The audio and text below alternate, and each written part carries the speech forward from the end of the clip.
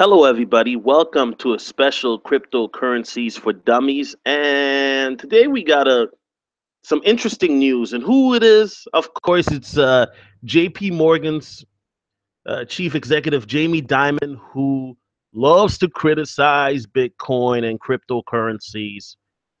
I wonder why. Now, there's more fear mongering by this guy.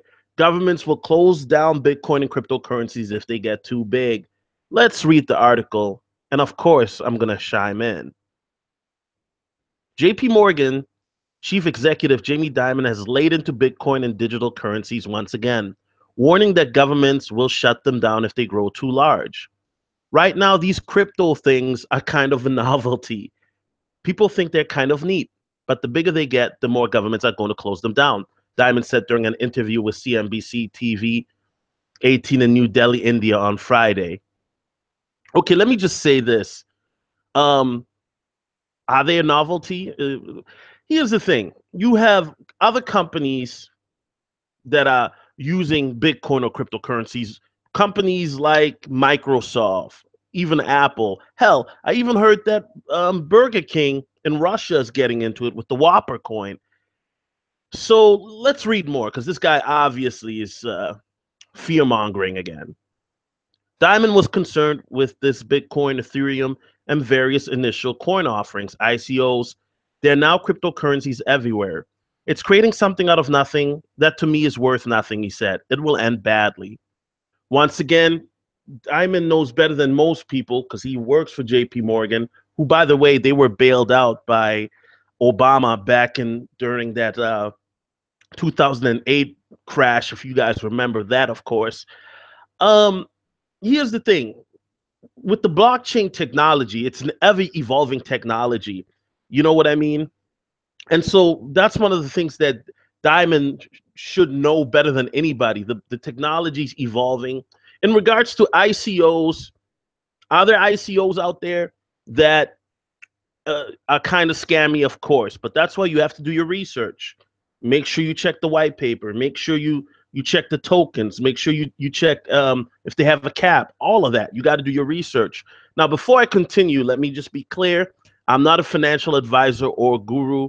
I'm just a guy who does this part time, from his living room. Diamond warned that governments will eventually crack down on cryptocurrencies and will attempt to control it by threatening anyone who buys or sells Bitcoin with imprisonment, which would force digital currencies into becoming a black market. Here's the funny thing is there are already governments and countries that are using cryptocurrencies. They're using it in Asia. They're using it in Europe. So I don't know what the hell he's talking about. Now, obviously, governments will try to regulate it, but because it's decentralized and all of that, it's very hard to regulate. And they're going to try. They're going to try, but they're going to have a tough time trying. That's the beauty of it. So go ahead and try. These are the latest comments from Diamond attacking Bitcoin earlier this month. He called cryptocurrency a fraud. His comments, along with several prominent hedge fund investors, came before a sharp sell off in Bitcoin. The price for one Bitcoin fell from $4,340 to as low as $2,981.05 in the days after the comments. Now, for my crypto conspiracy theorists here or theorists, what you have to think is this guy purposely saying this to crash the market? Does this guy who works for a centralized bank, he's a chief executive, does he have an agenda? I mean, this is obvious. The guy clearly wants people to be blind sheep and continue to put their money into JP Morgan, an institution that's been around for over 100 years that has had multiple bailouts in its history. And he's afraid. This guy is afraid because this is starting to take off and these banks don't like it. Fact. Bitcoin has since recovered to around $3,640.68, according to Coindesk data. Despite this volatility, Bitcoin's value has risen 264% this year. Dimon, okay, now I'm probably butchering his name and I apologize. Dimon's comments came under criticism from several Bitcoin investors and experts. Comments like Jamie show failure to grasp the significance of the blockchain and the power of the brand are fundamental seeds of change. Thank you. I said that. Didn't I say that? The technology of blockchain is something that is ever evolving. And it's a powerful thing. That's what I mean by the evolution of it. The more blockchain will evolve, the better it will become. And also the more mainstream it will become. And that's what this guy is afraid of, said Scott Nielsen, CEO and chairman of blockchain firm SweetBridge, in an email to CNBC last week. Meanwhile, a company called Blockwater has filed a market abuse complaint in Sweden against Jamie and JP Morgan. Blockwater claims that Dimon deliberately spread false and misleading information, according to a report by City AMM. Once again, guys, this is what I'm saying. This guy does not want people to invest in cryptocurrencies. So what is he doing? Is he's doing fear mongering. And by doing fear mongering, you know, it caused the volatility of Bitcoin to go even further down. And especially with the recent development in China with the ICO ban, these bankers or scammers, because the banks are the real scams actually, they are relishing it and they're using that to, paint the narrative that Bitcoin is a fraud. Money from thin air. During the interview Friday, Jamie also criticized Bitcoin for not being a fiat currency formed by a government and backed by a central bank. Once again, that's what I'm telling you. See, he's a banker. He wants it to be centralized. The beauty of Bitcoin and cryptocurrency is what? It's decentralized. Yes. With central banks, the money says legal tender, excuse me. You have to take this as a payment. It's very cheap to do. It's very easy to move back and forth. JP Morgan moves 6 trillion around the world every day, very efficiently, very quietly, very effectively, and very cost efficient. And I disagree. What do you mean by cost efficient?